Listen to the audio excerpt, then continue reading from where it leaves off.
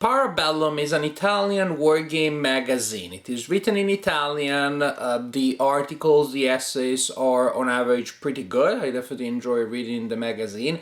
It has a certain old school quality to it. I don't know exactly how to pinpoint it, but I just get that feel that is old school made new, and I personally like that.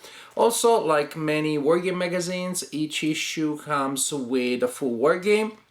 And while the magazine is only in Italian, the wargame is also playable by non-Italian speakers. The components, map, and counters are language neutral. Then we have a player aid, which is in both Italian and English, and I believe you can find the English rules online. The game is called ARMIR, and like many other games in Parabellum, it has an Italian theme, which means that it also allows you to explore maybe themes, battles, events that are less universally known. In ARMIR, we are in World War II, we are in 1942, the Eastern Front, and we are in an area of the front that is being held mainly by Italian troops with the support of some German troops at a time where the Soviets are pushing in a massive offensive. The Italians are gonna have a hard time. They start in strong positions, but then things become very dire, very tough for them. It's a two-player game. It can also be played solitaire at the best of one's possibility if you control both sides and you try to play both of them at the best of your possibilities. Let me show you how ARMIR plays. The game is played on this paper map here. We have the area of the confrontation. The map is very clear, may not be a knockout, but it works pretty well. Here, super important, we have the initial defensive line where the Italians and some Germans are waiting for the Russians to start pushing. So the setup, almost every unit on the game will be around this line. The Italian and German units sitting on it, and the Soviets just there. This line is particularly powerful, really, when it comes to granting defensive bonuses, but once the Russians, at a cost, usually at a considerable cost, manage to break through, and then they start attacking from the flanks, from the back, so not through the defensive line, then it becomes bad. Also, in this unit, vehicles are particularly fast. They get 2 movement phases per turn. So another important thing is that the Axis player really needs to block the roads, because otherwise when those vehicles start running, they can just take control of a lot of objectives on the map. Speaking of those, basically it is only the Russian player that will score points during the game, try to complete objectives. There are 4 possible objectives, and the Soviet player chooses a number of them at the beginning of the game. Each will give that player chances of scoring points, but each will also give the possibility of losing points. That's why there's an interesting trade-off here. The more objectives the Soviet player chooses at the beginning, the more chances of scoring points, but also the more chances of losing points. Another important thing to talk about the turn structure, which is a little bit elaborate, is, well, they're called punti spinta in the Italian rules. I guess we could translate them as momentum points. The Soviet player will lose momentum points due to several factors during the game, and will acquire momentum points when taking control of cities on the map. This is very important because if the Soviet player ever reaches 0 momentum points, the Soviet player loses immediately. So super important that the Soviet player keeps advancing, and the German player and the Axis player doesn't give the Soviet player too many chances of getting momentum points. For example, if the German player, I keep saying the German player, if the Axis player chooses to obtain replacements to the units, the Soviet player immediately acquires a momentum point. Now, at the beginning of each turn, the Soviet player will also choose which player has the initiative. And based on that, you have a different turn structure. In order to have the initiative, the Soviet player needs to spend an initiative point. Now, that's where I was going with that. And since in this game vehicles move twice, and also there are bombardment phases. The intersection of the various moments in which the players can act is pretty intense. If the Axis player has initiative, then first the Axis player receives reinforcements, then the Axis player can move. Then there's a bombardment phase in which both players can use artillery and or air support to bombard the opponent. Bombardment will usually will rarely cause actual damage. What it does is to place disruption or disorganization tokens on enemies that will have their combat capability. So you soften up your enemy before you attack. So then we have the combat phase in which the Axis player will announce and resolve attacks. Then we have Soviet movement, main Soviet movement. So again, the Soviet player can move in and load their units, just like the Axis can do here. Then we have the Motorized Axis unit. So this is when motorized units will move a second time. Another bombardment phase just to prepare the Soviet combat phase, and then the Soviet player gets to also resolve a second movement phase, but only with motorized units, precisely like we have here with the motorized movement phase for the Axis. I'm not going to go through what happens if the Soviet player has the initiative. The things are just switched around a little bit, but frankly, not even all that much. No, I mean, it's different. Now, we talked about units moving around and doing things, so why don't we take a look at those units themselves. You have Axis units and Soviet units. The Soviet units have large combat factors. They are, after all, well, they are large formations. They really use mass and numbers more than anything else. Units in this game have three main factors printed on them. We have here stacking points. There's a maximum of 8 stacking points per hex. Then we have combat factors and movement factors. As you can see, you have units that are fast and can hit fine, and then just these slow but massive armies. And you're gonna have attacks like, the Soviets will be able to put together attacks of 30, 40 points from time to time. It still takes staggering losses, but that really simulates the use of mass more than anything else. We have headquarters. Let's see if I can find one. Headquarters have a movement factor and a range, and that is used to see if the units are in command. And headquarters are used mainly for supplies in this game. And then we have artillery. We have just regular artillery. So this is the support number that artillery can use, can add to a combat. And also we have heavy artillery. However, the Axis is short on supplies. You have a limited number of supply points every time that you attack using an artillery. You need to spend a supply point. There are no supply points anymore, then there is no using artillery anymore. That's the way. That's the way it is. As for combat, the way it works, well, classic. Well, starting from bombardment, even simpler. Then you simply use look at the stable here. Oh, there you go.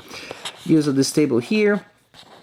You use the column corresponding to the strength of the artillery that you're using, roll a die, and then you may disorganize the opponent and possibly disorganize and remove a step. As for the main combat table, classic, we use an odd system, so you will put together all of the combat factors of the attacker, divide by the combat factors of the defenders, turn that into a ratio. Look at the column that most closely corresponds to the ratio, rounding down. Apply shifts. For example, again, this defensive line here gives a shift to the left and also reduces the casualties for the Axis and increases the casualties for the Soviets. It's bad. It's a tough line to break. But then you will find the column, cross-reference with a die. The first number is the number of hits that the attacker must absorb, and the second one is for the defender. The defender can also replace a hit, a step loss, with a retreat of 1 hexagon. Otherwise, in general, each hit is a step loss, flip units to the reduced side, reduce units that are already eliminate units that are already reduced and that take a further hit. So this is the general idea. Again, pretty simple. You have supplies at the end of the turn, important.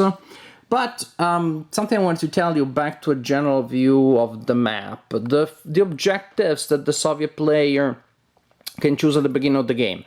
Two are quote-unquote classic and very self-explanatory, intuitive. One is advance as much as possible and take control of key locations on the map. Another objective is inflict massive destruction, massive pain on the axis. There are also other two objectives that take into account these tracks that are off board, and basically it's a little bit of a separate procedure, but the good thing is that you don't have to use those. If you don't want to, then you're simply using those other two objectives. And basically in one case, one of these tracks represents the fact that some Soviet units are fighting their way off map towards two airports that are trying to control, and another of these tracks represents the fact that these units are exit the map, and they can then reappear there, which is neat because then they can threaten this flank of the Axis defense. But in general, this is how you play ARMIR. I enjoyed the game quite a bit. It has phases that really feel very different from one another. At the beginning, it's almost like a World War I game. It is fairly static. In fact, I would say the first turn or two are not super interesting, super exciting for the Italian player. The Soviet player is going to have more interesting things to do, as the Soviet player is pushing against strong Italian defenses, taking comparatively large losses, and trying to puncture their way through the Italian lines. For the Italian players, more about, well, crossing their fingers and shifting things around the front a little bit, bringing in some reinforcements, but you don't really have much that you can do there. I think the game, if you play solitaire, you side psychologically with the Russians, and in general I believe that the Russians have a slightly more interesting task. Because, yes, at the beginning you're pushing against a very strong front, but sooner or later, if you apply mass enough, if you are willing to take casualties enough, which feels very thematic, as a Soviet player, you're going to be able to break through that front, especially if you push against the southern side, the side that's more lightly defended. Chances are that then the Italians and their German friends are gonna start running. It becomes chaotic. Also because if they try to really resist until the last and they're still holding the front, as part of the fronts are crumbling, chances are they're gonna get surrounded, which of course is very bad. And then that's the point. The Italians had to figure out how to trade off time and space, slow down the enemies as much as possible, delay the retreat, but not to the point where you get encircled. So it becomes much more interesting and dynamic, I would say, in my experience, starting maybe from turn 3 as the Italians are in trouble. And at that point, yes, the Russians will dominate the battlefield. They definitely have the initiative from the overall point of view, but they also have a lot of tasks that are trying to complete. So there's a nice balance there, as the Russians have an advantage overall, especially in the second phase of the game, but they're also running against the clock. The countdown clock is pretty tough. They do have a lot of things to do before the game is over. I really like the fact that the objectives are variable, and that means the victory conditions are completely variable. There's a loss condition which is always there, which is going down to 0 momentum points for the Soviet player, but the victory conditions are completely in the hands of the Soviet player. If you're playing with 2 players, then that also adds an element of fog of war or fog of victory, because the the Axis player doesn't really know what the opponent is trying to do. As a solitaire player, and you play both sides at the best of your possibilities, you lose that. But frankly, I didn't find that to be too much of a problem at all. I still enjoyed it. I still enjoyed playing the game because I did play solitaire, controlling both sides. So what you have here overall is a game that is fairly easy to learn. It's easy to play. The rulebook, I don't know, had some areas that I just find a little bit blurry. Somehow I have had a hard time figuring out what that sentence or that passage really meant. I hope it is not lost further in the English translation, in which case I hope that my video will help clarify some things. There are minor production things here and there. Again, some of the instructions about setup, for example, are not super clear. The map, I think the axis could be a little bigger. That would just facilitate gameplay. I know, maybe you're using tweezers and you're fine. I still like to actually pick up my counters and move them around. And the front is very crowded, especially at the beginning when almost every piece in the game is right there on the map and is right there in two lines. So the Axis and the Soviet line next to each other. So it's pretty crowded. I think with a larger map, with larger Axis would have been easier to play, but these are really small things. Overall, it's a strong game. It is a fun game. It allowed me to explore a part of World War II history that I didn't know as well, meaning I knew about the Eastern Front, yes, but when you zoom in at the level of these specific events, then there is new stuff that shows up. There is new stuff that you're going to learn, at least that I did learn. ARMIR overall is a fun game, and one that allowed me to learn a little bit more about history, which of course is one of the reasons why we play historical war games in the first place.